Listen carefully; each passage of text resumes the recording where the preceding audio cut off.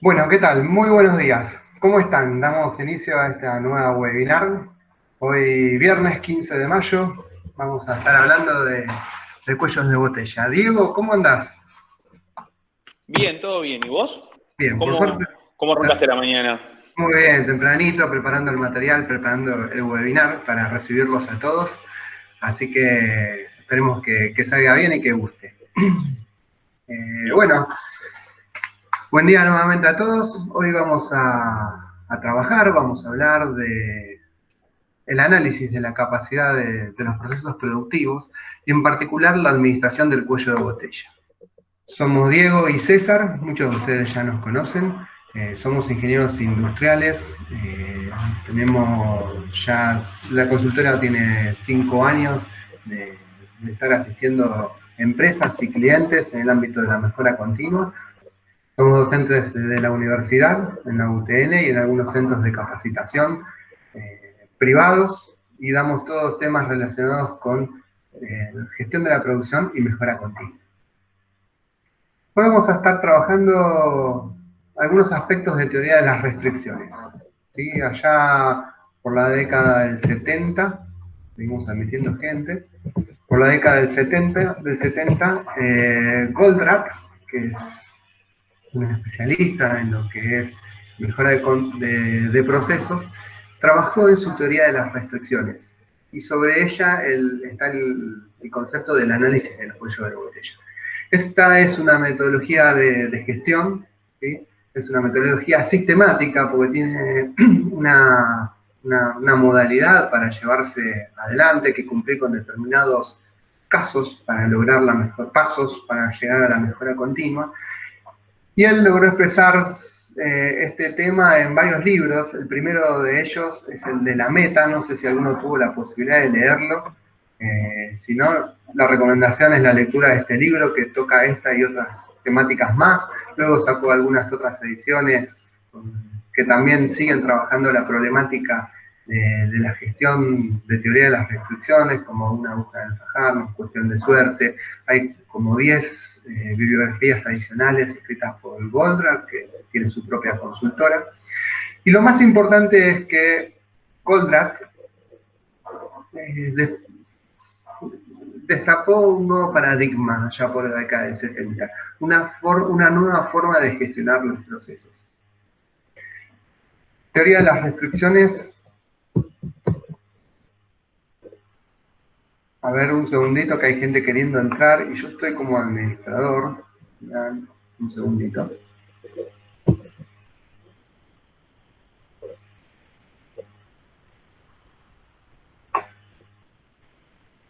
Perfecto. Disculpen la interrupción.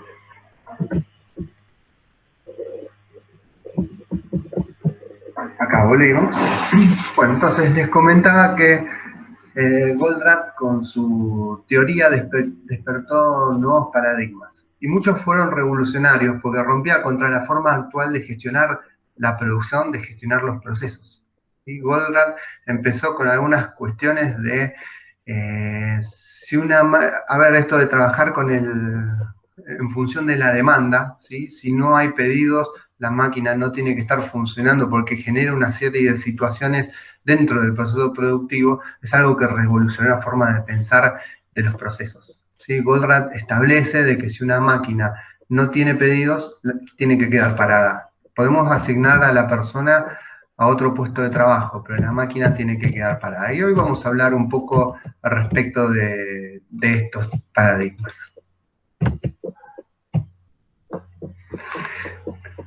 Bien, vamos a empezar dando un marco desde el punto de vista de la empresa como sistema, ¿sí? Industrial.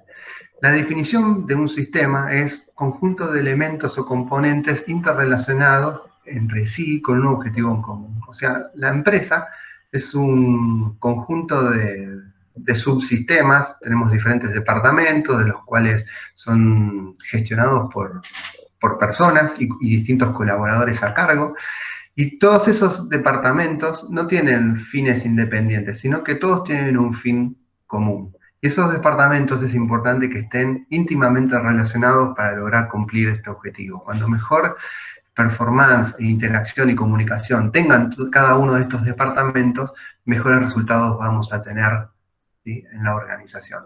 Entonces, acá entra el concepto de todo lo que se haga en una de las partes impacta en las demás. Cualquier decisión que nosotros tomemos en cualquier punto de la organización, seguro va a impactar en las demás.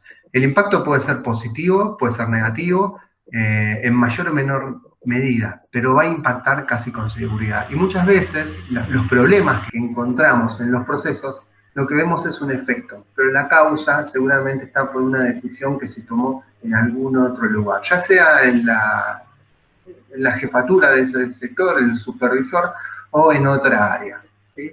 Por ejemplo, la baja productividad o problemas de calidad podemos asociarlos al puesto de trabajo, pero si uno empieza a hacer un análisis, tal vez es por la decisión del proveedor al que se le compró la mercadería o por falta de definición o de especificación de algún material desde el punto de vista de ingeniería de producto. Entonces, tenemos que empezar a asociar este concepto de que todo lo que hagamos en cualquiera de las partes de un sistema, en cualquiera de las partes de la organización, va a impactar en el resto. Entonces, tenemos que tener siempre precaución qué decisiones vamos tomando, ¿sí?, en la empresa. Y bueno, decíamos, mencionábamos que estas partes, estos subsistemas, están todos interrelacionados entre sí con un objetivo en común. Este ciclo de recibir la mercadería, procesarla, mandarla a un depósito, entregarla al cliente, tiene un solo objetivo, ¿sí? Y Goldratt, en su teoría de las restricciones, habla de que hay una meta en la organización, ¿sí? O sea, esto de un objetivo, una meta en común, y es ganar dinero, ¿sí? O sea, toda empresa tiene como meta, como desafío, ganar dinero. Es la razón de ser de cualquier organización. Y otro de los puntos que tenemos que tener en cuenta es la satisfacción del cliente, ¿sí? O sea, también forma parte del objetivo de la empresa la satisfacción del cliente. ¿Para qué? Para que justamente esto se mantenga en el tiempo, para que esto sea sostenido en el tiempo. No ganar dinero hoy, sino generar clientes, aliados, socios, que nos sigan comprando en el futuro y podamos generar dinero de manera constante a lo largo del tiempo. Entonces, la meta de la organización es ganar dinero y todas las acciones que generemos a lo largo del tiempo tienen que estar orientadas a ganar dinero en la organización. Todas las áreas de la organización tienen que estar alineadas con esto. Y para ganar dinero tenemos que ser competitivos, ¿sí? Tenemos que tener el mejor costo, la mejor calidad y los mejores tiempos de entrega. O sea, más barato, mejor y más rápido. ¿Por qué decimos que son los tres ejes sobre los cuales debe trabajar una organización? Porque los clientes nos eligen por alguno de estos tres aspectos. O sea, podemos tener buen costo de producto y nos van a elegir. A lo mejor no tenemos buena calidad, tampoco somos los mejores en los tiempos de entrega, entregando el producto, pero tenemos buen costo, entonces nos pueden llegar a elegir. Otro aspecto puede ser, tenemos calidad, ¿sí? O sea, la calidad de nuestro producto es la mejor del mercado. Entonces, el cliente no le importa pagar un poco más o que le entregue tarde o más tarde que la competencia, sino que nos elige por la calidad. Y otro punto puede ser y otro aspecto puede ser por los tiempos de entrega. O sea, nos podemos diferenciar por ser rápidos en las entregas y cumplir con los pedidos. De esta manera, el cliente puede elegir a nuestra empresa. A lo mejor no es la más barata del mercado, no tiene la mejor calidad, pero entregamos rápido. Entonces, esa pata también puede servir para generar esta sociedad de la cual hablamos a lo largo del tiempo. Lo ideal es que una organización trabaje en los tres aspectos al mismo tiempo. Uno de nosotros sabemos dónde estamos mejor posicionados en estos tres aspectos, ¿verdad? Todos sabemos por qué nos destacamos, si por los costos, por la calidad o por los tiempos de entrega. Los clientes nos dicen por qué nos destacamos. Y es importante tenerlo en cuenta para no descuidarlo y para tratar de trabajar sobre el resto de estas variables. ¿Sí? Para lograr esto, ¿sí? En la organización, para trabajar estos tres aspectos, es importante trabajar el flujo de la producción. ¿Sí? Teoría de las restricciones y y otros modelos de gestión, como Lean Manufacturing, establecen que hay que trabajar sobre el flujo de la producción. Es importantísimo tratar de que la mercadería o el semielaborado no se detenga en el medio del proceso. Tenemos que lograr el flujo. ¿Sí? Esto es importante porque si nosotros logramos esto, con determinados aspectos a tener en cuenta, vamos a lograr reducir con gran importancia los tiempos de entrega a los clientes. ¿Sí? Vamos a mejorar mucho el tiempo de entrega a nuestros clientes, pero por sobre todo vamos a ganar más dinero como organización. Entonces, empecemos a pensar esto de cómo lograr un mejor flujo en la organización. Es la clave, ¿sí? Para generar utilidades. Entonces, ¿cómo se logra el flujo? Tenemos que ser lo más rápido posible desde que entra la materia prima hasta que se convierte en producto terminado.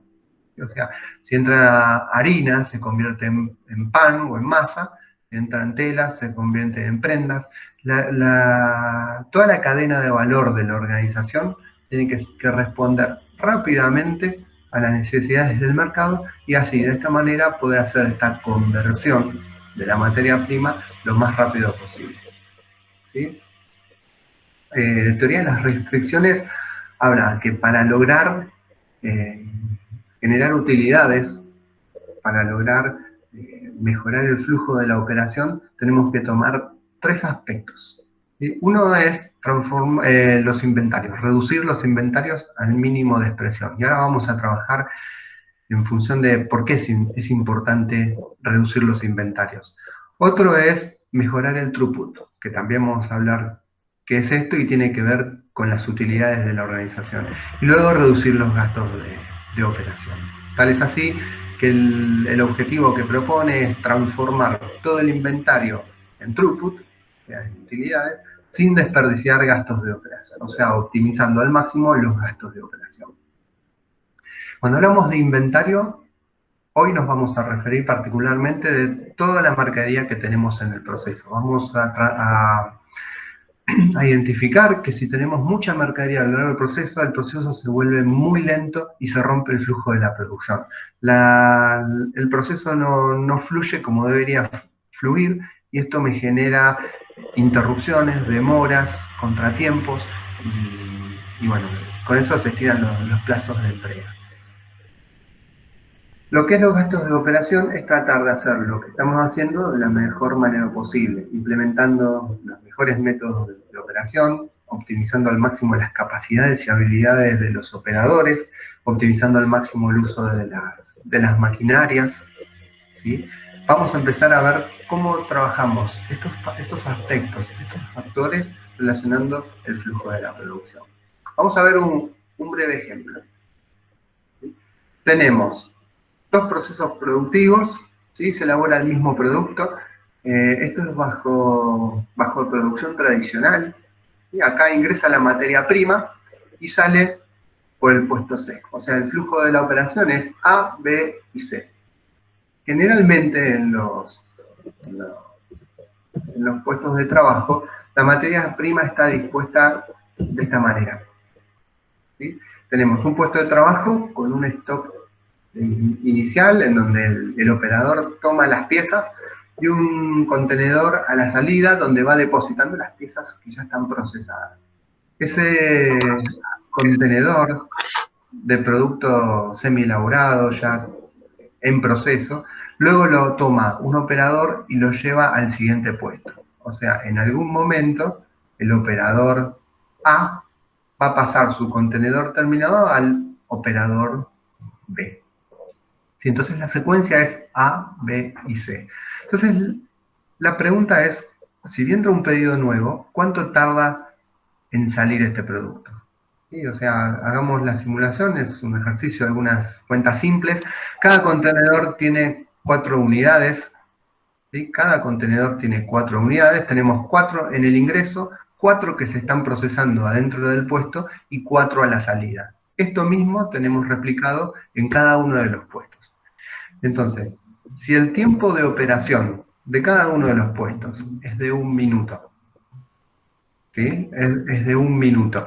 ¿Cuánto tarda en salir un producto, un pedido nuevo de esta línea de producción? A ver si me ayudan con la cuenta.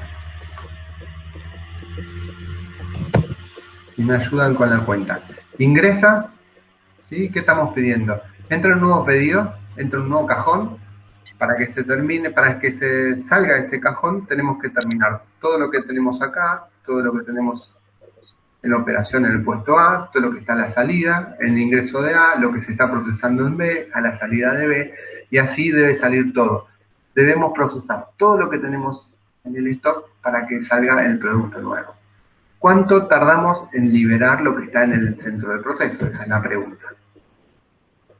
César, Natalia te está diciendo que en el primero 24. En el primer caso 24 dice Natalia. A ver, ¿alguien más hizo el análisis? Gracias, Natalia. No veo el chat por eso.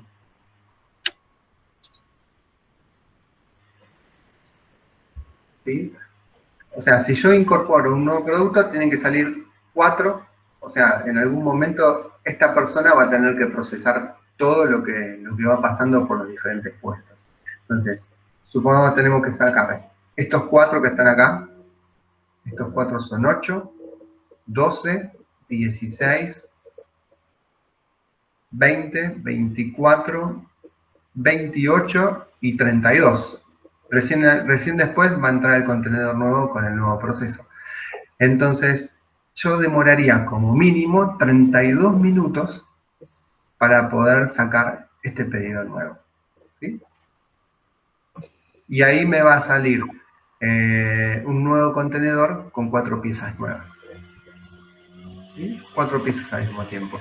Imaginen que en vez de este sistema de organizar la producción, eliminamos todos los stocks intermedios. Cuando hablamos de eliminar los stocks o eliminar los inventarios para generar flujo, esta es la idea de lo que estamos buscando.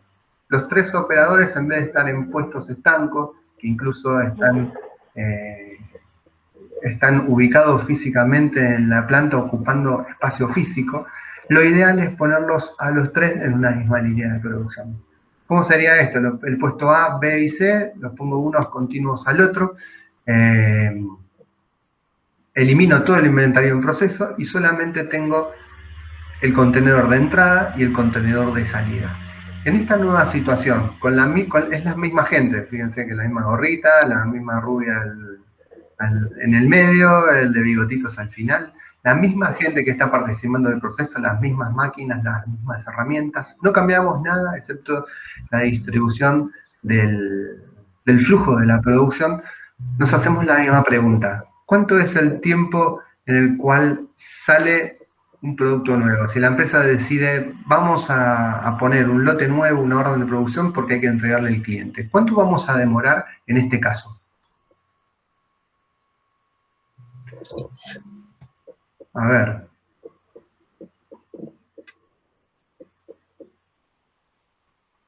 ¿Sí? La primera, o sea, si el sistema se llama sistema vacío, que no hay mercadería entre los 3 puestos, la primera pieza que entra se va a demorar 3 minutos. ¿Sí? Porque va a estar 1 minuto en el puesto A, 1 minuto en el puesto B y 1 minuto en el puesto C, y va a salir la primera pieza a los 3 minutos. Pero una vez que el sistema está lleno, eso significa que cada uno tenga un semi-elaborado o un componente para procesar, va a empezar a salir una pieza cada 1 minuto. O sea, cada 1 minuto el cliente va a poder recibir una pieza. Y acá lo interesante es identificar que sin cambiar nada en el proceso, simplemente cambiando la distribución dentro de los puestos de trabajo, pasamos de entregar una pieza a los 3 minutos y luego una cada 1 minuto, cuando antes lo hacíamos dentro de los 32 minutos. El cliente tenía que estar esperando en el primer caso. ¿Sí? A ver, ¿cambiamos algo en el proceso? No, pero se eliminaron los inventarios. ¿Por qué tardábamos 32 minutos en este proceso en producción tradicional? Porque la mercadería estaba esperando adentro del proceso. A ver, ¿qué significa esperando? Mientras mientras la operadora B está procesando, ¿qué están haciendo estas 4 piezas en un contenedor de salida? Están esperando. ¿Cuánto van a esperar? 4 minutos a que termine con el lote que está fabricando. El contenedor de salida del puesto A, ¿qué está haciendo? Esperando. ¿Cuánto está esperando? Y va a tener que esperar 4 minutos que termine el lote que está haciendo la operadora B. Sí, puede ser un muchacho también con pelo largo tal vez. Va a tener que esperar 4 minutos a que termine el contenedor que tiene al ingreso y luego 4 minutos a que salga el contenedor de salida del puesto A.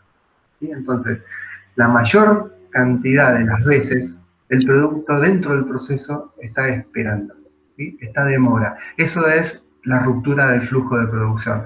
El producto se procesa y queda detenido en algún lugar de la fábrica. Eso es romper el flujo de la producción.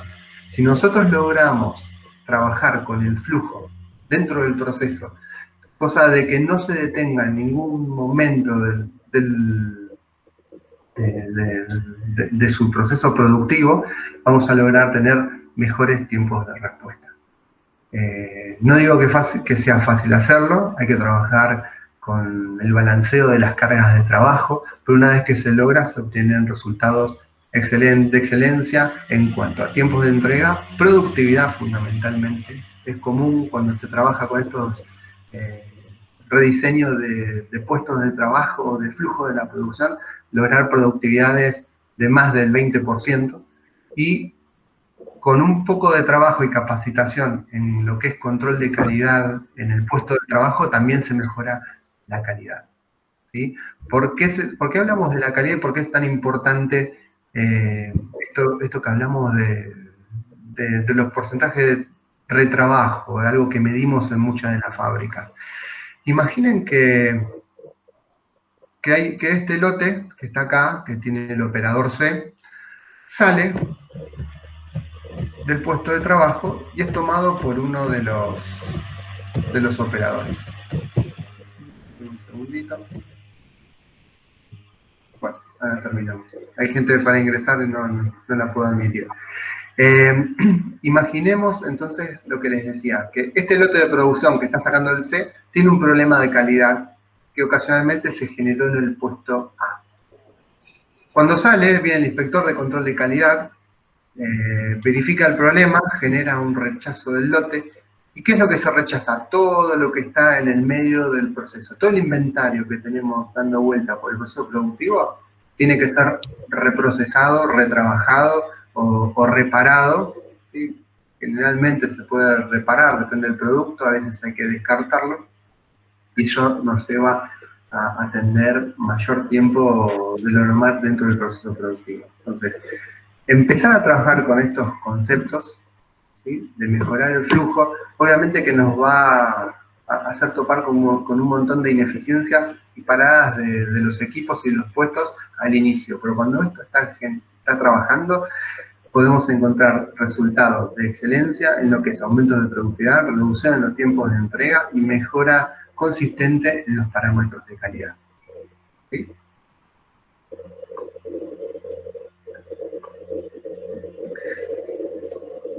¿Alguno tiene alguna consideración especial respecto de esto? ¿Alguna pregunta para hacer?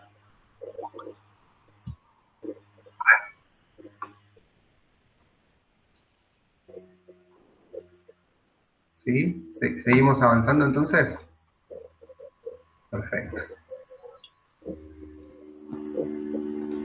Bien. Vamos a ver lo que es el concepto pool. ¿Sí? Acá la consigna entonces es: la pieza debe fluir a tiempo, ¿sí? Para los productos y a la velocidad demandada por el cliente. Acá el que tira de la producción es el cliente, ¿sí? Quiere pedir una unidad. Cuando el cliente viene y pide un producto, todo el sistema se pone en marcha para abastecer a ese cliente. Ese es el concepto pool de producción, que es diferente al push, ¿sí? Hay dos modelos de organizar la producción. Uno se llama push, el otro se llama pull. El push es que yo fabrico para stock, entonces cuando viene el cliente se lleva el producto, pero tengo que tener inventario inmovilizado del producto terminado para que pueda suceder eso. Y muchas veces tenemos capital inmovilizado a la salida en el depósito, en el almacén, que no se mueve. Acá hay algo interesante. Si yo tengo mucho inventario en producto terminado y pedidos atrasados, ¿sí? Eso es lo que se da en muchas organizaciones, pedidos atrasados y stock de producto terminado.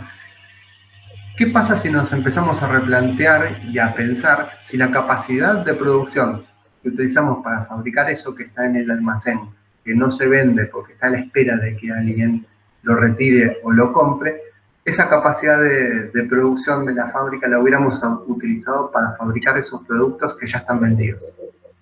¿Sí? ¿Qué es lo que hubiéramos generado? Mayores utilidades, porque no tendríamos eso, que está a la espera de que alguien se lo lleve, y hubiéramos producido eso que ya estaba vendido y que rápidamente genera utilidades. Entonces, este concepto pool tiene que ver justamente con eso, con fabricar lo que el cliente necesita. ¿Sí? Para eso los puestos tienen que estar perfectamente sincronizados. Acá me gusta hacer una analogía con un restaurante. Seguramente todos nosotros en algún momento, ahora estamos medio atados a eso, pero hemos ido a comer afuera, ¿no? A un restaurante, una cadena rápida. Generalmente cuando uno trabaja con este tipo de conceptos, es más fácil identificar dónde están los problemas. Uno entra al restaurante, ¿sí? En un restaurante, en un local de comidas rápidas, no tenemos la posibilidad de tener un stock, un inventario de producto terminado de comida. Porque cuando entro a comer estaría fría, estaría dura, no tendría el gusto de una comida elaborada artesanalmente. Entonces, en todos los restaurantes, ¿sí? Hay procesos avanzados, pero en todos los restaurantes la producción se pone en marcha cuando entra un cliente, mira la carta y le hace un pedido al mozo. Ahí se pone en marcha el proceso productivo. ¿Sí? Esto es un sistema pool. Entra el cliente, hace un pedido, se genera un proceso interno y el cliente recibe su pedido en el menor tiempo posible.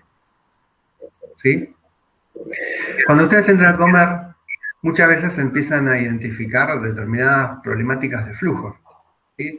Entran a comer y el pedido les tarda 40 minutos, hacen el pedido y se dan cuenta que hay un mozo para atender 50 mesas, piden la cuenta, terminaron de comer, se quieren ir y tardan más tiempo en traerles la cuenta de que cuando les trajeron el plato.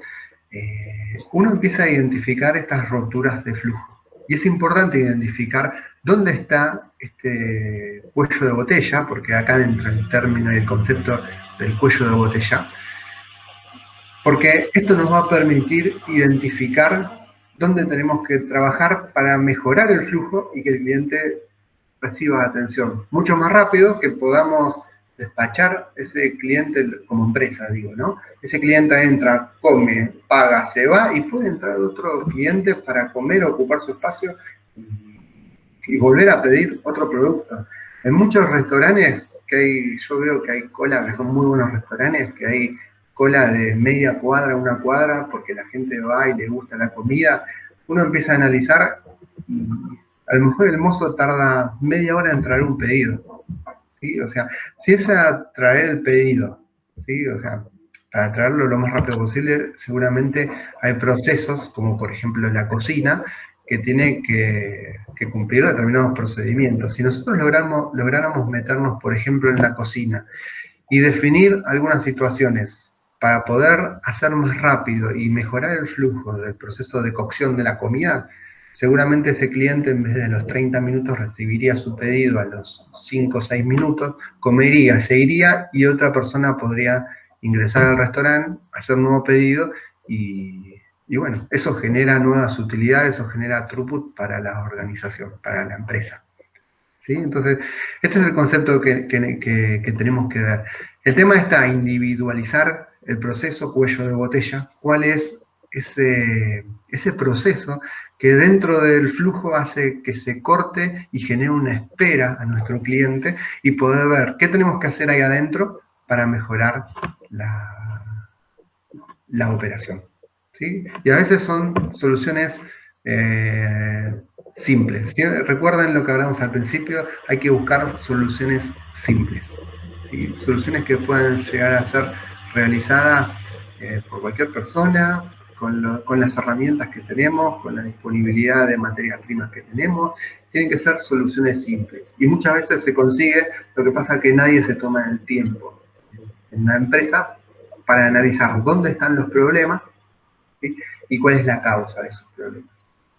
Y entonces, esto tiene que ver con el tratamiento de los cuellos de botella. Y hay varias herramientas desde el punto de vista de la gestión, de la mejora continua, que nos permite evaluar los distintos puntos e identificar dónde está la causa, origen del problema y poder trabajarlo.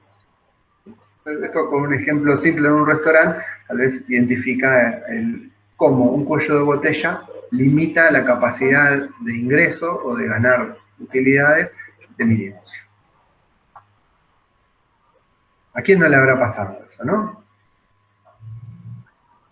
Bien, entonces la pregunta, ¿sí?, que nos hacemos a cada uno dentro de nuestros procesos productivos es, ¿sabemos cuáles son las actividades que generan las demoras en este tiempo de entrega? ¿Cuáles son las actividades que generan ruptura en el proceso productivo? Tenemos que aprender a individualizarla. Y siempre, como les comentaba, ir a la causa origen. ¿Sí? Vamos a ver algunos ejemplos en donde uno ve y dice, este es un puesto cuello de botella, pero en general en la causa es otro proceso dentro de la organización. Para ejemplificar esto y poder entenderlo de manera práctica, vamos a hacer alguna simulación. Vamos a contemplar una línea de producción simple como la que vimos hace instantes, puesto A, B y C, ¿sí? Y queremos saber la capacidad de nuestro proceso. ¿Sí? Nosotros tenemos la empresa, tiene 3 procesos, 3 sectores operativos o 3 puestos de trabajo y queremos saber cuál es la capacidad de cada uno de los procesos. ¿Qué deberíamos saber? A ver si me ayudan. ¿Qué datos deberíamos tener para saber cuál es la capacidad del proceso? A ver, ahí les permitimos abrir los micrófonos y poder interactuar para poder tener una solución. A ver, ¿qué les parece?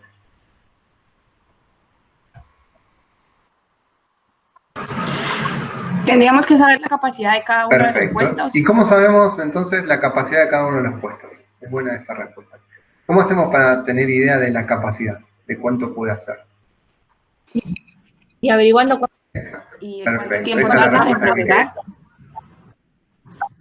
Bien, exactamente. Nosotros para tener ideas de la capacidad necesitamos saber, primero definir bien el método de trabajo que se está utilizando en cada puesto. Una vez que tenemos el método bien definido y establecido, y lo ideal sería estandarizado, deberíamos tener idea del tiempo de la operación. En este caso, es un ejemplo, el puesto A tiene 3 minutos por unidad, el puesto B 3,15 minutos por unidad y el puesto C 2,5 minutos por unidad. Estos son los tiempos de operación con el método que se está utilizando, ¿sí? Entonces, eso es lo que necesitamos saber. Con el tiempo, ¿sí?, de la operación, ahí vamos a poder tener idea de la capacidad del proceso, ¿sí? O sea, si en 3 minutos una unidad, en 60 minutos 20. O sea, el puesto A puede hacer 20 unidades por minuto. El puesto B puede hacer 19 y el puesto C puede hacer 24. Estas son las capacidades de cada uno de los puestos de este sistema de empresa. ¿Sí? Entonces, primero tenemos que tener el tiempo y después calcular las capacidades. Es un tema que hay que evaluarlo y trabajarlo dentro del proceso. Acá hay una pregunta que nos hacemos, es en un proceso todos los puestos tienen la misma capacidad y es muy, muy difícil encontrar, por lo menos a primera vista, a primer análisis, que los 3 puestos tengan la misma y exactamente la misma capacidad. Siempre hay un puesto que puede hacer un poco más y otro que le cuesta llegar. Entonces, esta es una regla en la operación y acá está lo interesante, poder identificar, ¿sí? Para mejorar el flujo y poder lograr más producto a la salida. Recuerden que el objetivo es mejorar el flujo, ¿sí? Abrir ese cuello de la botella para que pueda salir más líquido de la botella. ¿Sí? A ver, el ejemplo del cuello de botella es, imaginen una botella, vamos a poner de vino porque la conocen todos, la llenamos de agua, la damos vuelta y el flujo de salida, ¿sí? Es chico porque tenemos el cuello, el pico de la botella que limita la salida del fluido dentro del envase. En cambio, si agarramos un vaso y lo damos vuelta, el líquido va a caer mucho más rápido, va a caer más rápidamente. ¿Por qué se genera esto? Porque no tenemos ese cuello de botella. Entonces, ¿da lo mismo ir a trabajar y mejorar cualquier puesto de trabajo dentro de una organización? No, tenemos que ir a trabajar al puesto que tiene menor capacidad en el proceso. En este caso, ¿sí? Tranquilamente podemos pensar que es el puesto B, que tiene una capacidad de 19.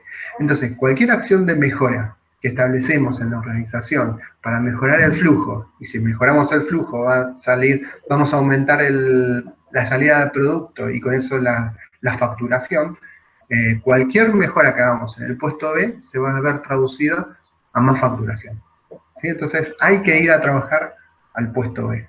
¿Se entiende esto? ¿Vamos alineados? O sea, en este sistema, tal cual está organizado en este momento, tenemos el puesto A 20, el puesto 19 y el puesto C 24. El análisis que hicimos fue, A puede sacar 20, se las entrega a B. Pero B de las 20 va a ser 19, porque no tiene más capacidad. Entonces, una va a quedar en inventario, va a quedar en stock, y las 19 las va a pasar al proceso siguiente. C tiene una capacidad de 24, pero como solamente va a recibir 19, va a entregar 19 al proceso final para facturación. Todos los ciclos de trabajo esto se va a ir repitiendo y lo que va a suceder es que esta unidad de más que está entregando A y que se está acumulando en B porque no tiene capacidad de producción, va a quedar en la entrada, en el ingreso de B, y B es nuestro cuello de botella, porque ahí es donde se detiene el flujo de la producción. ¿Qué tenemos que hacer? Ir a trabajar a B para mejorar el flujo y de esa manera, si por alguna causa logramos que B en vez de 19 saque 20 unidades, una unidad más, ya estamos mejorando el flujo de la producción y a la salida vamos a tener 20 unidades en vez de 19. Vamos a facturar una más. ¿Sí? ¿Vamos bien? ¿Sí? Perfecto. Sí, sí. A ver, esta es la capacidad teórica. ¿Sí? Alguien por ahí dijo esto de medir y definir el tiempo estándar de cada una de las operaciones. Pero siempre estaremos hablando de la capacidad teórica del sistema. ¿Sí? Entonces, hay otros efectos, ¿sí? que perjudican al flujo de la producción. ¿Sí? Si, por ejemplo, tenemos una capacidad de 20, 19 y 24, y A no recibe mercadería porque el almacén no tenía materia prima para entregar y se queda parado 2 horas, no podemos pretender que saque 20 ni 19 porque no tiene material para procesar. Entonces, si A tiene algún problema, por ejemplo de abastecimiento, va a afectar el rendimiento de B. B no va a poder sacar ni siquiera 19 porque no las recibe, el puesto anterior no abastece. Y entonces,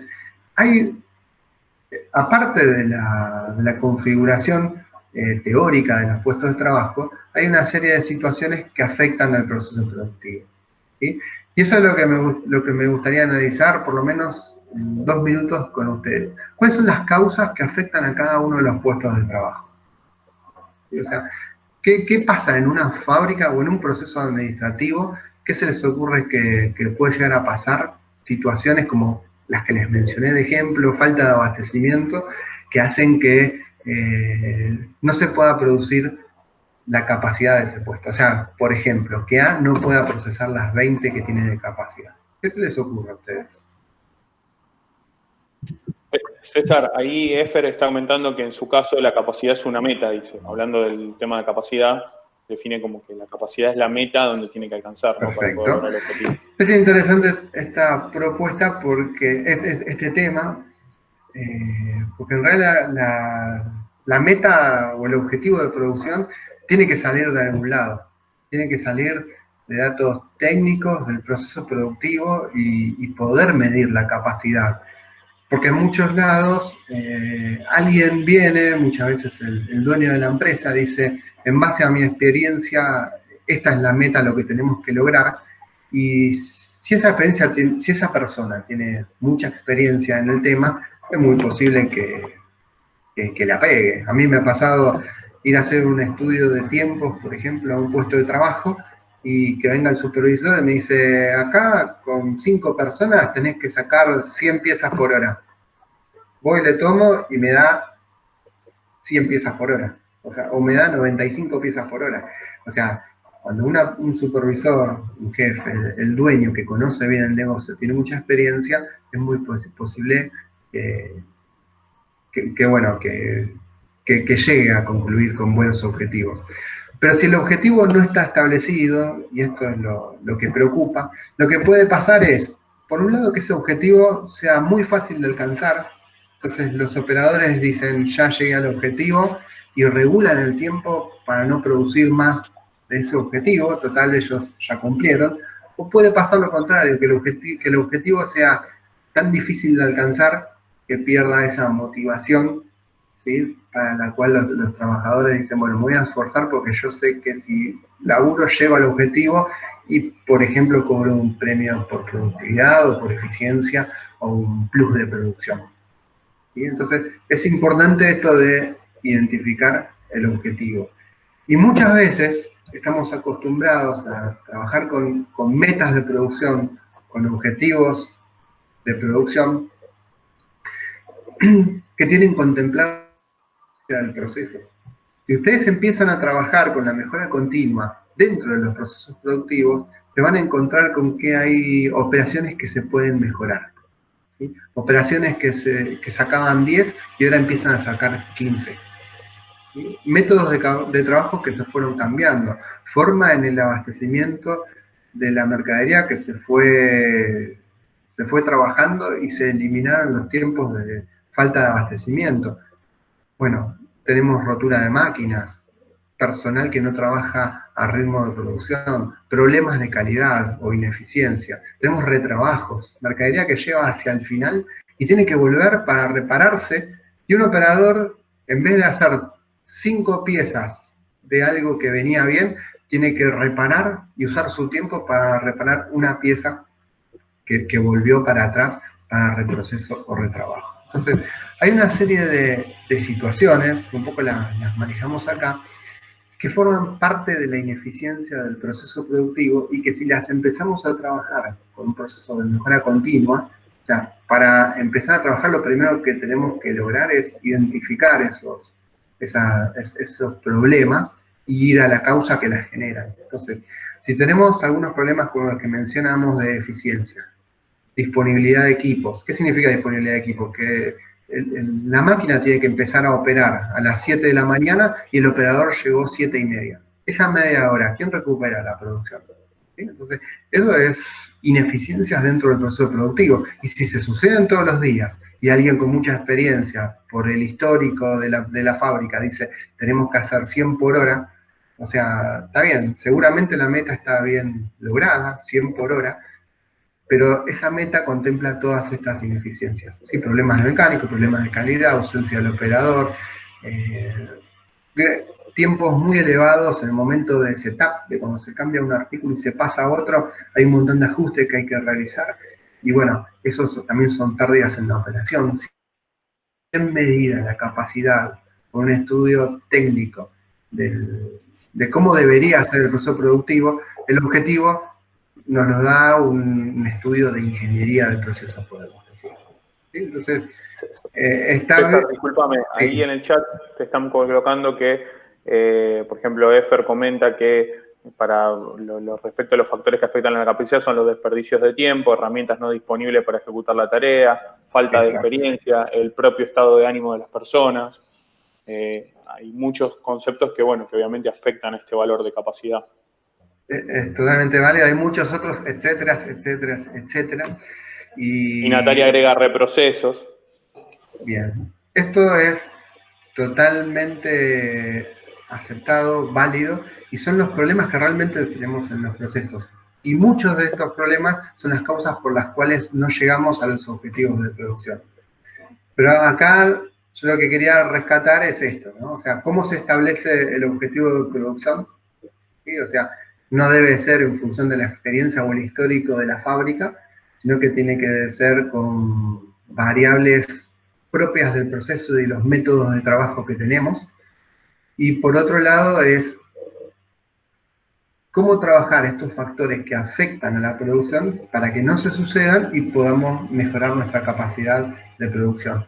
Tengamos en cuenta, ¿sí?, que todos estos factores que venimos mencionando y que mencionó Efer, Natalia y la gente que viene participando,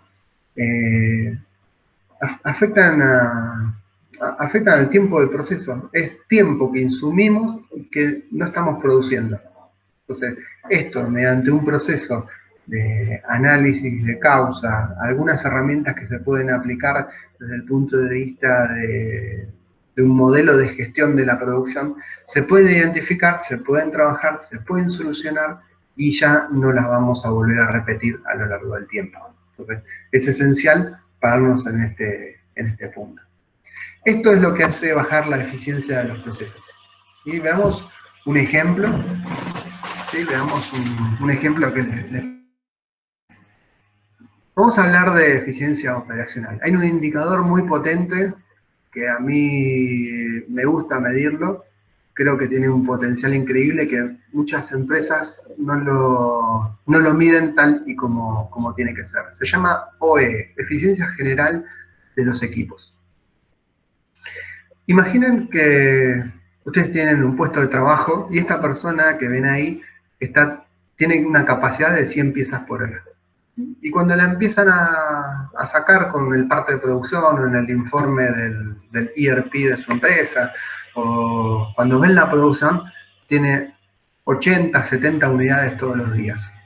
¿Sí? O sea, esa eficiencia del 70, 80%, ¿sí?, habla de que no se está cumpliendo con la meta, porque en vez de 100 estamos logrando 70, 80.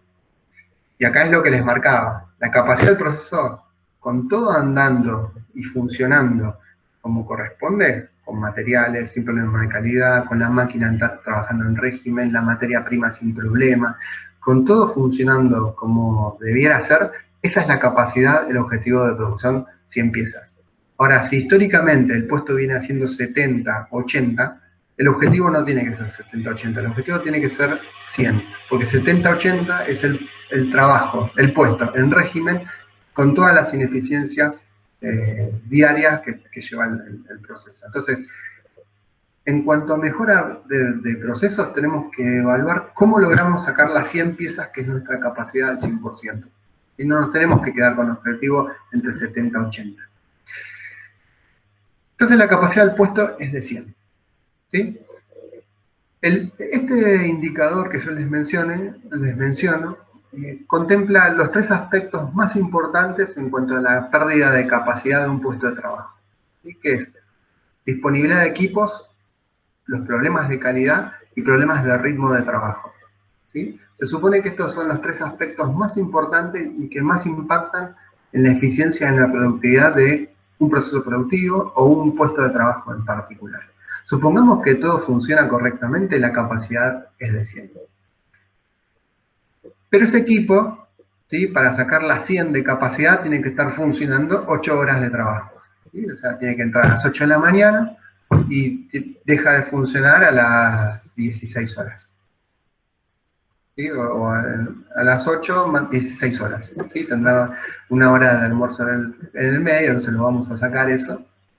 tiene 8 horas de trabajo. Entonces, en cada hora tiene que sacar 100 unidades. ¿Qué pasa si en el medio, y a esto vamos al concepto de disponibilidad de equipo, la persona llega 30 minutos tarde o se va a almorzar y en vez de 30 minutos vuelve a los 45 minutos?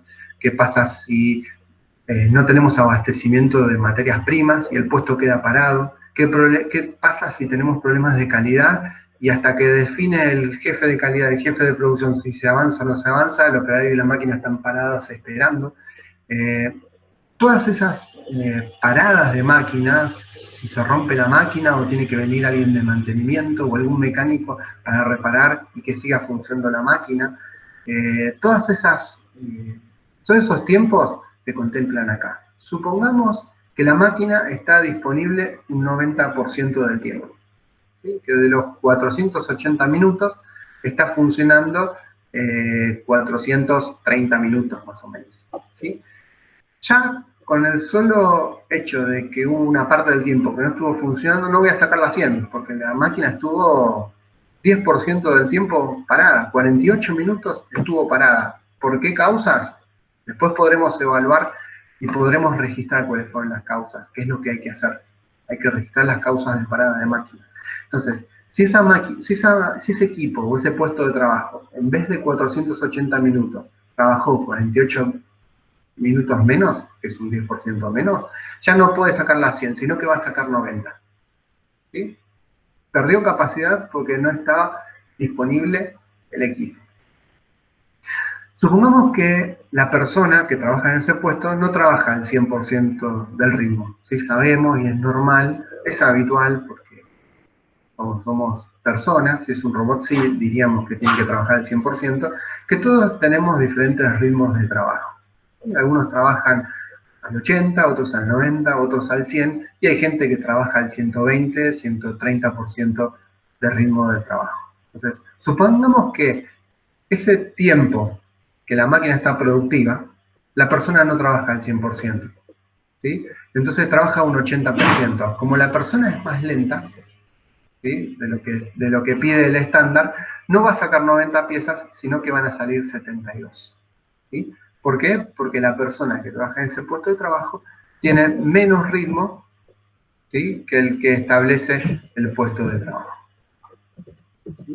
Ahora sigamos avanzando y analicemos el caso de la calidad, ¿sí? Porque acá lo bueno es contar piezas buenas, ¿sí? Piezas buenas que salen del sistema de producción. La segunda, el scrap o los reprocesos, no las tengo que contar. Entonces, supongamos que al final de la hora, no todas las piezas salieron bien, sino que algunas tuvieron problemas de calidad, y tuvimos 95% de piezas buenas. Un 5% quedó afuera. Esas piezas ya no forman parte de las 72 que tenía que hacer, entonces como salieron piezas con calidad, las piezas buenas fueron 68. Entonces, miren como 3 factores, con un indicador o con un nivel bastante elevado, porque estamos hablando del 80% para arriba. Esto variará en función del puesto de trabajo, de la empresa, de la actividad. Con una capacidad de 100, la producción real es de 68 piezas por hora, ¿sí? ¿Por qué perdimos 32 piezas en esa hora? Y fue porque tuvimos ineficiencias, ¿sí? Entonces, cuando trabajemos en estos aspectos, nos vamos a dar cuenta que estas son las causas por las cuales se corta y se demora el flujo del proceso. El producto avanza y se detiene, avanza y se detiene. ¿Por qué? Porque tenemos justamente este tipo de ineficiencias. Entonces, acá el consejo desde el punto de vista de gestión de la operación es registrar por qué los tiempos muertos en los puestos de trabajo, para poder analizar cuáles son los más importantes y poder trabajar para eliminarlos. ¿Sí? ¿Se entiende el concepto como una capacidad de 100 se puede transformar en una producción real de 68? Bien, esta es la fórmula de cálculo del OEE, pero es interesante ver eso, porque estas son las causas que rompen y quiebran el flujo de la producción. ¿Por qué tomamos en cuenta el OEE? Y ya con esto vamos redondeando para el cierre, es, nosotros teníamos este sistema productivo que habíamos analizado hace instantes, ¿sí? Tal cual. La capacidad de este sistema es de 19 piezas, ¿sí? De 19 piezas por hora en este caso, es lo que habíamos hablado.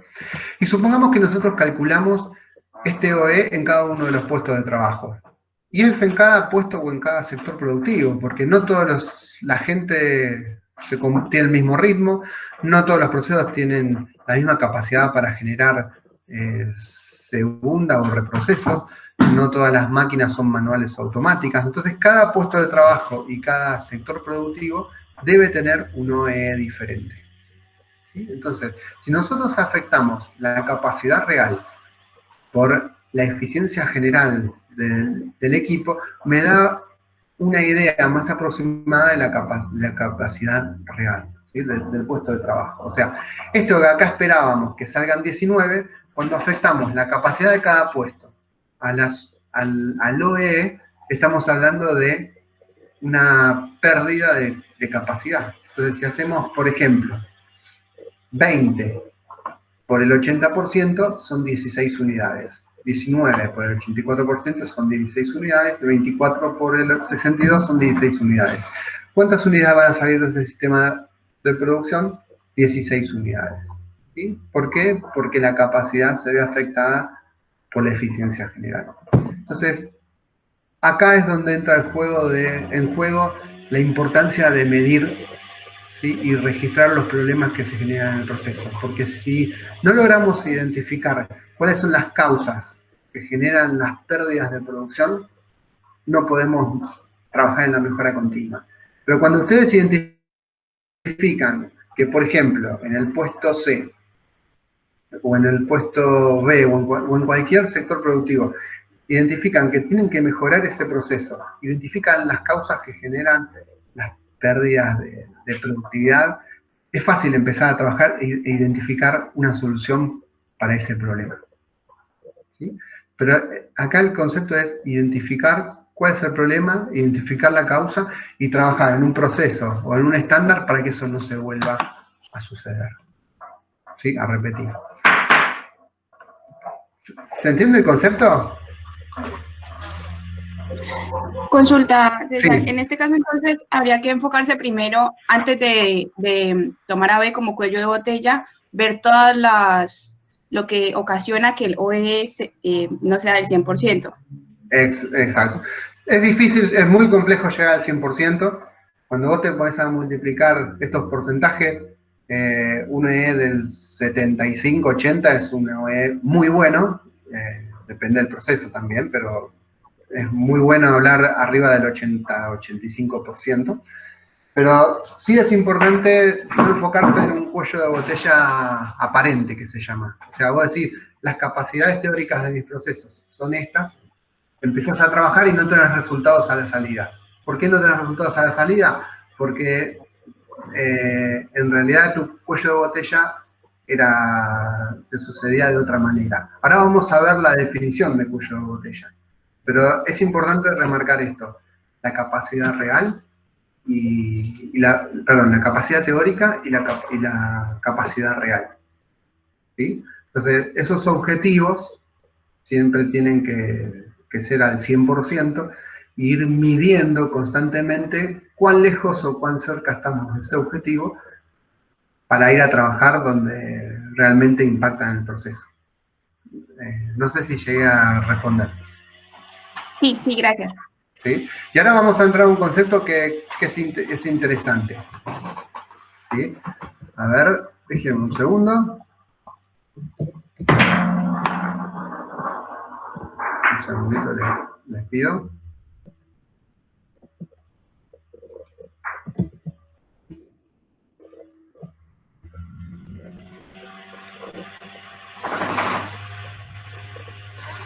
Por ahora, vamos bien, falta la última parte. Pido un segundo.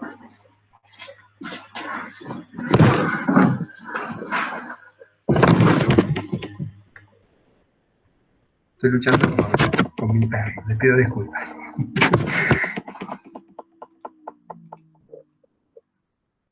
Bien, entonces volvemos a presentar.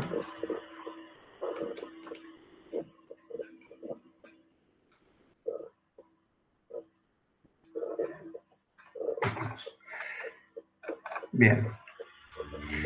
Vamos a analizar el cuello de botella. Vamos a ir a la restricción, ahora vamos a volver. ¿Sí? Pero ¿cuál es la definición de cuello de botella? Y eso es importante, porque muchas veces dicen el cuello de botella es el recurso más lento, el de menor capacidad. Y es importante identificar realmente cuál es la definición de un cuello de botella y diferenciarlo de una restricción. ¿Sí? Vamos hacia eso.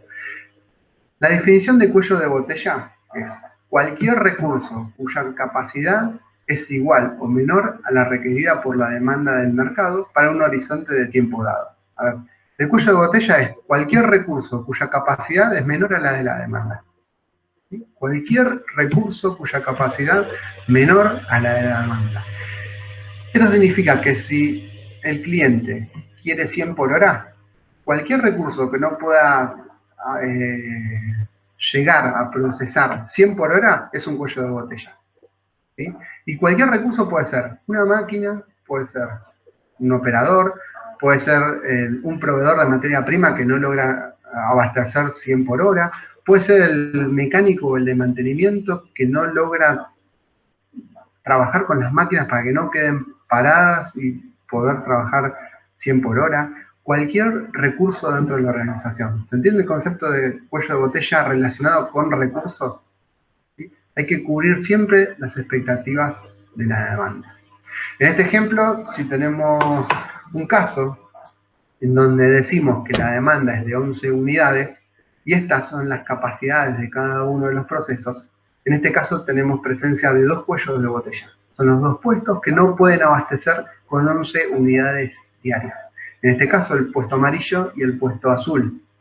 ¿Sí? Y después está el concepto de restricción, ¿sí? Recurso de capacidad restringida. Dentro de los cuellos de botella, tenemos que evaluar cuál es el que restringe la capacidad del proceso. En este caso, es el azul, porque es el que menos capacidad tiene. Y es el de menor capacidad. Entonces, tenemos dos cuellos de botella, pero uno es el que tenemos que ir a atacar primero, con prioridad. ¿Sí? Es el que tiene 8. Si nosotros no logramos trabajar y mejorar la capacidad de 8, no vamos a tener mejores resultados a la salida. ¿Sí? Pero es importante identificar esto y que no sea algo aparente que estamos trabajando. Porque muchas veces uno dice, tengo que hacer 11 por día y me voy a trabajar el amarillo. Y cualquier resultado que tenga en el amarillo no tiene repercusión en la salida, porque no voy a sacar más unidades y por lo tanto tampoco voy a facturar más utilidades a la salida. ¿Sí? Entonces, es importante identificar las capacidades teóricas, los objetivos por puesto de trabajo, lo real, y identificar dónde es la restricción de mi sistema. Siempre todos los esfuerzos tienen que ir ayornados a mejorar la restricción del sistema. ¿Sí? ¿Se entiende el concepto de cuello de botella con recurso de capacidad restringida?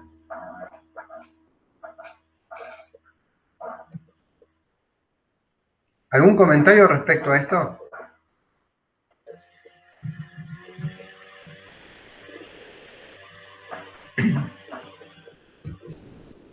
No, vamos bien, entonces. Podés continuar, César. Buenísimo. Bueno, entonces, para finalizar, vamos a hablar un poco de estas restricciones. Y uno siempre, cuando hay una restricción, habla del puesto de trabajo, ¿sí? O sea, siempre le echa la culpa a la gente, a la máquina, siempre tiene una excusa que es el final de la historia. Pero en realidad, cuando hablamos de restricción, tenemos tres tipos de restricciones en las cuales las podemos hacer una división. Tenemos la restricción física, la restricción del mercado y las restricciones políticas de la empresa.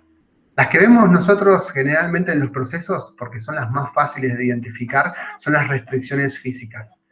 es, por ejemplo, una máquina, una persona, el material que no se abastece. Esto es todo lo que observamos y que directamente afecta al puesto de trabajo, ¿sí? Hace que baje la capacidad. Después tenemos una restricción en el mercado que es, por ejemplo, cuando baja la demanda. O sea, tenemos una capacidad de 100 y la demanda está pidiendo 60. Entonces, el cuello de botella, la restricción, no está en nuestro proceso productivo, sino que está en el mercado, ¿sí? No tenemos pedidos suficientes para abastecer. De esa manera tenemos sobrecapacidad en la planta. Y luego están las restricciones políticas, que son las más importantes y son las que generan el cambio dentro de la organización.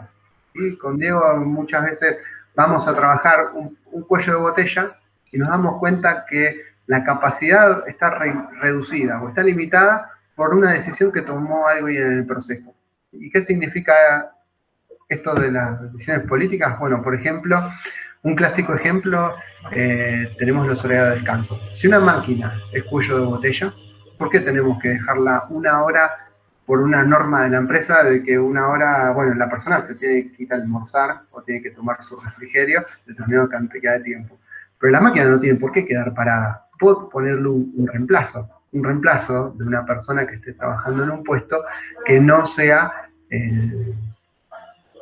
cuello de botella. Entonces la máquina sigue procesando. La restricción política de horario de descanso, que también alguien dijo que incluía ese puesto de trabajo, la puso a la empresa. Entonces, eso es una forma de mejorar la capacidad de un proceso. Por ejemplo, hacer relevos en los tiempos de descanso o de refrigerio. Otras restricciones políticas que pueden la empresa es, por ejemplo, presupuestos. ¿Sí? O sea, no aprueban la compra de una materia prima o un insumo porque aumentó el precio, entonces el de compra se toma su tiempo para buscar otro proveedor, y cuando eso un producto entra en producción, no tenemos los insumos disponibles y por lo tanto tenemos pérdidas de capacidad. ¿Sí? Entonces, ahí hay que enfocar el problema y el origen. Ahí no tenemos que ir a los materiales o materias primas como causa del problema, sino que estamos hablando de restricciones políticas, por ejemplo, en el área de compra. ¿Sí? O comprar repuestos más baratos en vez de los originales. Una pieza que a mí me pasó mucho hacer un análisis de puestos en máquinas, trabajando con mantenimiento preventivo, de piezas que tienen desgaste prematuro, y cuando empezamos a analizar es porque compran las más baratas. Entonces, una pieza que hay que cambiarla, si es la marca original, hay que cambiar cada 20 horas, la imitación la tengo que cambiar cada 5 horas. Entonces, no tengo que comprar una, tengo que comprar 4 para cubrir la vida útil de una que sería buena. Bueno, eso me genera tiempos improductivos en el proceso. Bueno, todo esto tiene que ver con restricciones políticas. Y cuando uno empieza a analizar de fondo las restricciones físicas, puede existir la posibilidad de que sean políticas en realidad. ¿Sí? Y nos vamos con 2 ejemplos. ¿Sí? Veamos el caso, por ejemplo, en un hospital, ahora que estamos de moda con la atención de salud. En un hospital, el médico tiene la sala llena de pacientes. O sea, lo que nos pasó a muchos, en algún momento que fuimos al médico. Llegamos, nos dan un turno y hay 20 personas adelante.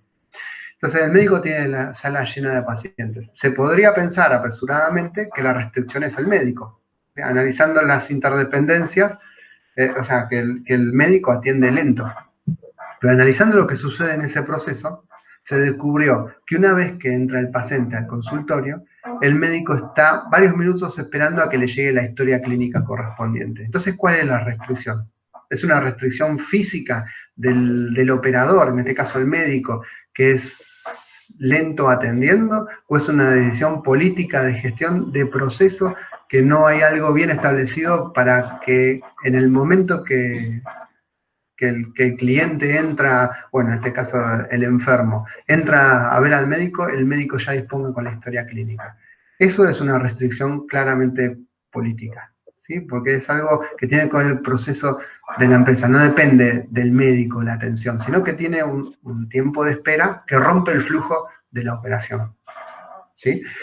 Y el otro caso es un tema que tiene que ver con compras, que es en una fábrica hay mucho stock de producto en proceso delante de la máquina A y el puesto de ensamble B, ¿sí? O sea, delante de la máquina A y el puesto de ensamble B.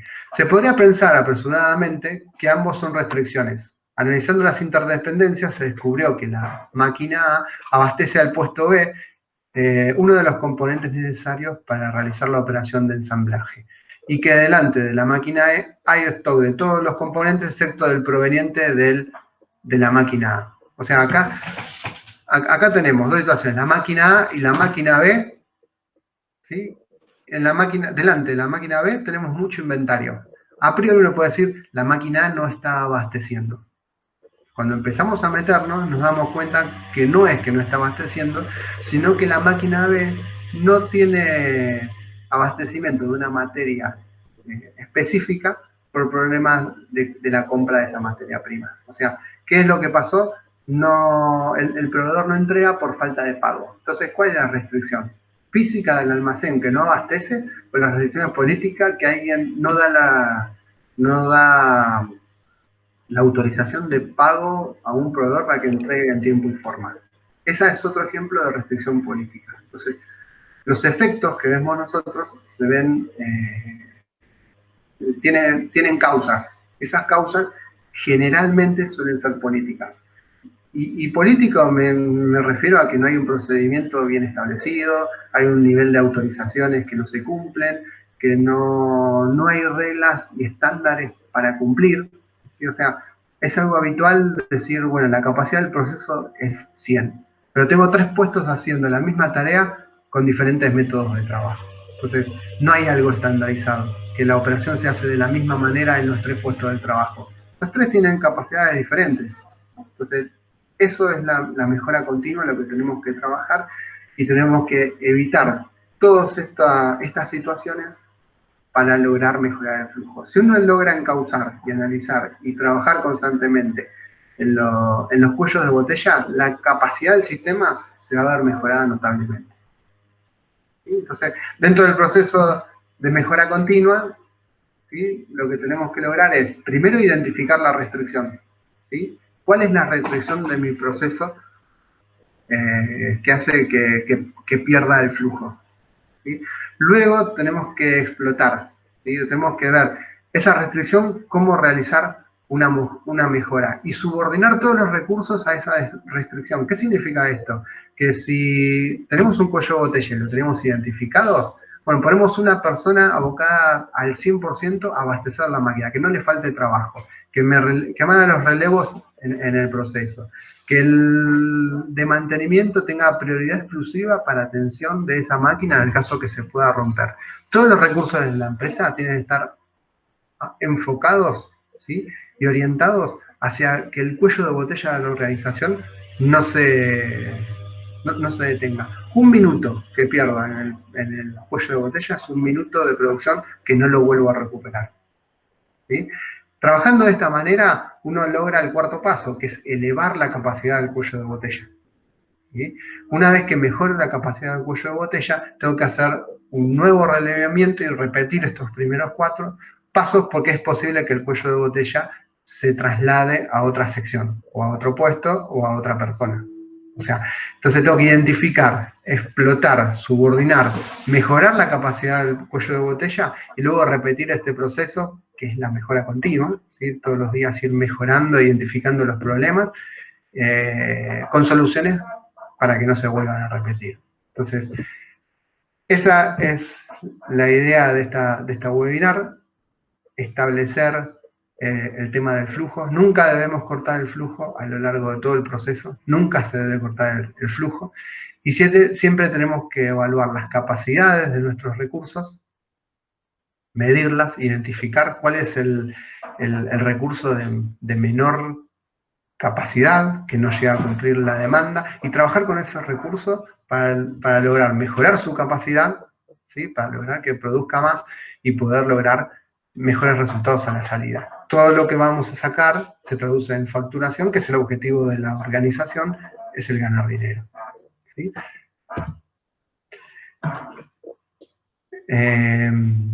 Para esto tema de análisis y de registros y de trabajo dentro de la empresa que hay que realizar. Y hay herramientas que se pueden aplicar para lograr esos resultados.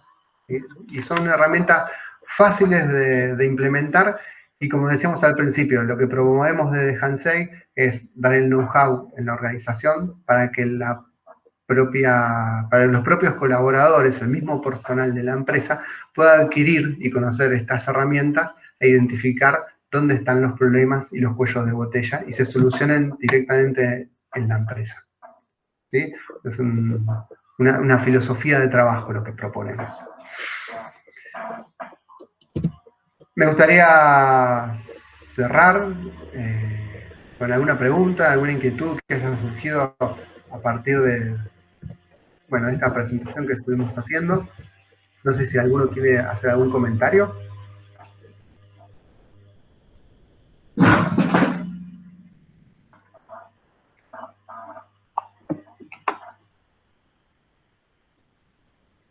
¿Sí? ¿Qué les pareció? ¿Pueden llegar a analizar este tipo de problemáticas en sus procesos? ¿Pasan cosas de estas en sus procesos? Hablo de ineficiencias. Todo parte de detectar las ineficiencias, las situaciones, dice, sí, es verdad. Hay que estar presente, o sea, este modelo de trabajo, tanto teoría de las restricciones, con el trabajo de los cuellos botella, como Lean, lo que hacen es ir al Gemba, ir al puesto de trabajo. Y hay que identificar las problemáticas que tiene la gente. Las personas tienen un rendimiento, y muchas veces yo lo he comprobado, junto con Diego, hacen lo que pueden y lo que está a su alcance. ¿Sí? Cuando piden una herramienta, no se la dan, piden una herramienta, no se la dan, la tercera vez que no se la dan, ya deja de pedir esa herramienta. Entonces, algo que podría hacerse un 10% más por hora por tener una herramienta como corresponde, lo están haciendo menos capacidad porque nunca le dieron respuesta. Bueno, si uno va al piso de planta, vive los procesos y evalúa las problemáticas que estamos teniendo, esas cosas se solucionan, pero en 2 minutos. ¿Sí? Eso también es una restricción política. ¿Sí? A mí, mira, yo necesito, a mí me pasó el caso de un mecánico, necesito un destornillador que se lo estaba pidiendo a compras hace 3 meses y andaba con un destornillador todo afilado en la piedra de afilar por él. Entonces, llegó un momento que una máquina se había detenido, era sacar un cubremotor de la máquina, y cuando lo estaba sacando, como el destornillador no era el correcto, robó el tornillo. Algo que era sacar y poner la tapa, que podía llevar como máximo 10 minutos, llevó 3 horas porque hubo que ir con la agujereadora, abrir, destornillar, hacer un agujero. O sea, el tornillo no se podía sacar más con un destornillador, ni aunque sea bueno. Entonces, ese destornillador que no se suministró en tiempo y forma, generó una parada de máquina, en vez de 10 minutos, sea de 3 horas. Entonces, hay que ir a ver cuáles son las problemáticas que tiene la gente para trabajar. Y generalmente, se los digo con experiencia, las soluciones son muy simples, más simples de lo que uno puede suponer. Es más, incluso las soluciones las van a dar los mismos operadores, que son los que tienen la problemática en el día a día. ¿Sí? Entonces, todas las modalidades de mejora continua, todos los modelos de trabajo de mejora continua van hacia eso. Ir, pararse en el proceso productivo e identificar cuáles son las problemáticas. Diego, no sé si vos querés comentar algo hacia el final. No, solamente bueno, agradecerles a todos la participación. Y mientras vos estabas dando la exposición, yo hice un par de anuncios parroquiales. Comenté que podíamos enviarle a todos los participantes el libro en PDF de la Meta, como para que lo puedan estudiar y leer. Asimismo, también les pasé el resumen de la película de la Meta que está en YouTube, como para que que lo puedan analizar. Comenté la situación de que la película por ahí no está grabada como una de Hollywood, pero los conceptos básicos se pueden analizar de una manera bastante adecuada desde allí. Si no tienen tiempo para leer el libro, la película dura 46 minutos y nada, es interesante poder ver por ahí distintos tipos de problemáticas. Obviamente los actores no son los mejores y está todo bastante por ahí armado de una manera bastante artesanal, pero sí los conceptos que establece la meta con el concepto básico de la teoría de las restricciones se ve bastante detallado. Perfecto. El último punto es que, bueno, que les comentaba a la gente antes que estamos armando una comunidad de mejora continua a través de un grupo de WhatsApp y les sumé les agregué un link que se los voy a volver a agregar ahora, por si se quieren unir, como para que estemos comunicados y cada uno pueda poner ejemplos y bueno, cualquier herramienta, cualquier información que nosotros tengamos, tenemos la idea de poder empezar a compartirlo por ahí. Así que si les interesa, ahora yo les voy a volver les voy a poner en el chat el link como para que se puedan ir incorporando. Bueno, genial. Bueno, este fue un resumen entonces de esta temática. Hay cursos de especialización que duran más de 24 o 25, hay posgrados dedicados que son 2 años a trabajar todo este tema de teoría de las restricciones, y es algo realmente interesante que va alineado con lo que es Lean Manufacturing, mejora continua y otros sistemas de gestión de la organización, y son conceptos que, si bien nacieron en la década del 70, si ustedes ven la película que les dijo Diego, casi que está en blanco y negro prácticamente, son totalmente vigentes y son problemáticas que se encuentran en cualquier tipo de organización. ¿Sí? En cualquier tipo de rubro que se dedique a la empresa, se encuentran, pues son problemas de inventarios, de gente, del cuello de botella. No van con un rubro en particular. Entonces, es interesante el análisis y la clave está en el modelo de gestión. Si ustedes leen el libro, se van a dar cuenta que el modelo de gestión de la organización, el líder de todo el proceso de mejora dentro de la organización, es la clave para lograrlo. ¿Sí? Porque hay que trabajar con estos cambios de paradigma que a veces son difíciles de incorporar. Así que, bueno, ya siendo 11:30, es lo que habíamos propuesto como objetivo de horario. Bueno, los saludamos, los dejamos liberados, no más si alguien quiere quedar después de tiempo para consultar algo o trabajar algún tema en particular que le haya interesado, quedamos a disponibilidad con Diego para poder hacerlo.